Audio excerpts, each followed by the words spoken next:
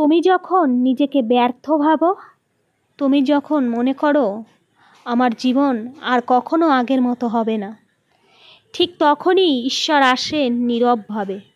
তিনি বললেন, আমি তোমার জন্য এমন কিছু রেখেছি যা তুমি কল্পনাও করো না। তোমার দেরি হচ্ছে মানে এই নয় তুমি পিছিয়ে পড়েছ। তুমি একা মানে এই নয় তুমি ফেল করে গেছো। ঈশ্বর তোমার অপেক্ষা করছেন যাতে তুমি ভরসা রাখো। বাইবেল বলে, আমি তোমার জন্য যে পরিকল্পনা করেছি তা মঙ্গলজনক, অমঙ্গলজনক নয়। তুমি হয়তো এখন কষ্টে আছো, কিন্তু জানো তোমার এই কষ্টই তোমার শক্তির জন্ম দিচ্ছে।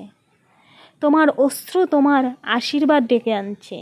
তোমার ধৈর্য তোমার দুয়ারে অলৌকিকতা নিয়ে আসছে।